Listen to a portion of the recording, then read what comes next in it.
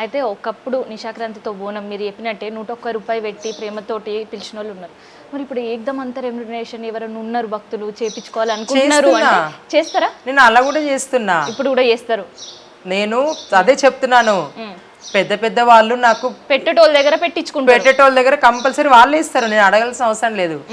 Compulsory వాళ్ళే ఇస్తారు. ఓ తులం బంగారం అయినా సరే, అర్ధ తులం బంగారం అయినా సరే, ఇదిగో అమ్మ, ఇదిగో 1,00,000, ఇదిగో లేకుంటే 50,000 అని ఇస్తారు.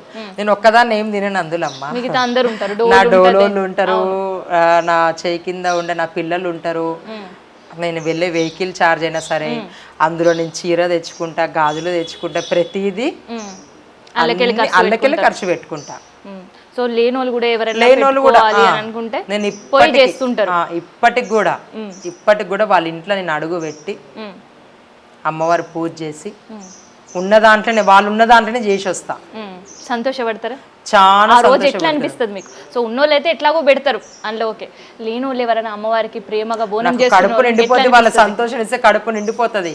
నాకు అలాంటి వాళ్ళకి ఎక్కువ చేయాలనిపిస్తుంది. నేను అందుకే ఎక్కువ మీడియా కూడా కనిపించను, నేను ఎక్కువ ప్రోత్సహించను ఇలాంటి దగ్గర.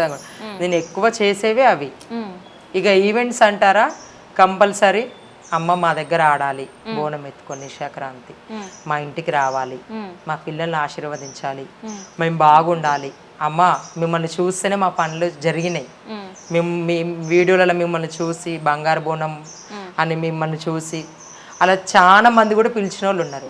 నాకు కోవిడ్లో కూడా చాలా మంది అమ్మ మీ వీడియోలో చూసుకుంటున్నాము, ఎందుకంటే కోవిడ్లో బోనం అనేది బంగారు బోనం కంపల్సరీ జరిగింది. అమ్మ మాకు ఎటువంటి రోగాలు రాకుండా చూసుకో అమ్మ అని చెప్పి చాలా మంది నాకు నెక్స్ట్ ఇయర్ కలిసి చెప్పుకున్న వాళ్ళని చూస్తే నాకు కన్నీళ్ళు ఆగలేవు అనమాట.